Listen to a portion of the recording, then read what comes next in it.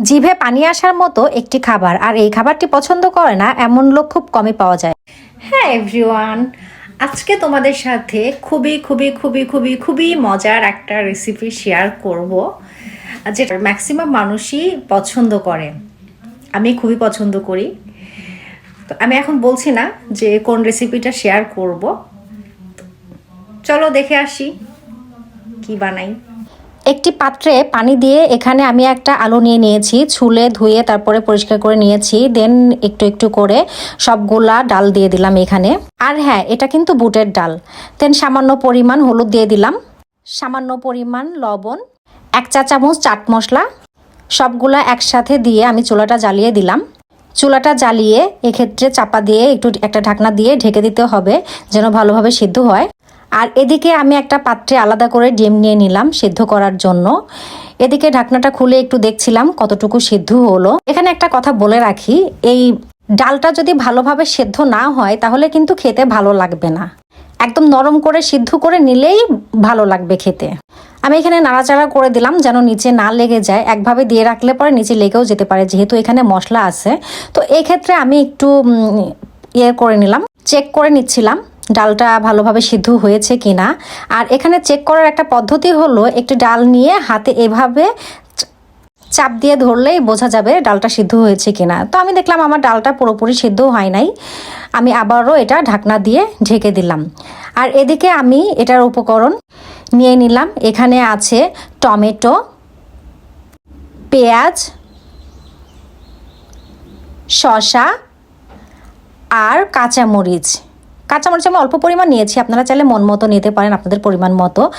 আর ধনে পাতা আর সামান্য পরিমাণ অল্প একটু লেবু। আর এখানে নিয়েছি চাট মশলা। আমি আবারও ঢাকনাটা খুলে দেখছিলাম পুরোপুরি হয়েছে কিনা সিদ্ধ। আমি এ পর্যায়ে আবার একটু নাড়াচাড়া করে ভালোভাবে দেখব যে হয়েছে কিনা।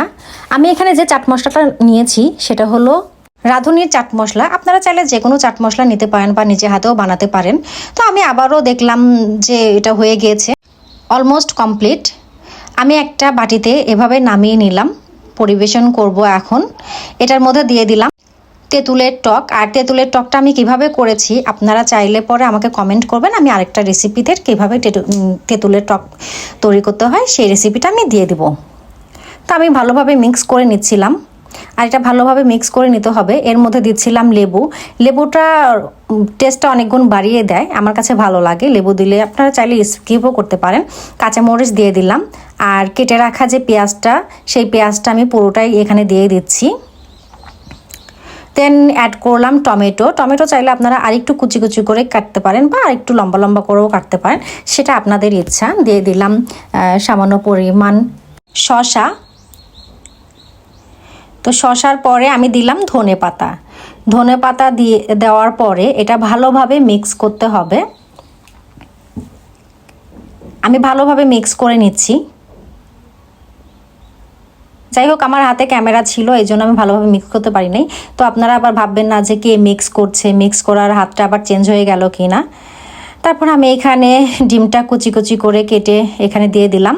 দেওয়ার পরে আমার কাছে তো ফুচকা নেই, ফুচকার পরিবর্তে আমি এখানে চানাচুর ব্যবহার করলাম। এটা আমার হঠাৎ করেই মাথায় আসলো, কিন্তু চানাচুর দিয়ে খাওয়ার পরে আমার কাছে এতই ভালো লাগছিল যে এটা ফুচকা না হলেও প্রবলেম নাই, চানাচুর দিয়ে আপনারা চাইলে খেতে পারেন, খুবই মজা লাগবে। একবার হলেও ট্রাই করে দেখবেন কেমন লাগে। আমার রেসিপিটা যদি তোমাদের কাছে ভালো লাগে তাহলে অবশ্যই শেয়ার করবে, লাইক করবে, কমেন্ট করে বলবে এবং আমার চ্যানেলটি সাবস্ক্রাইব করবে। Thank you for watching.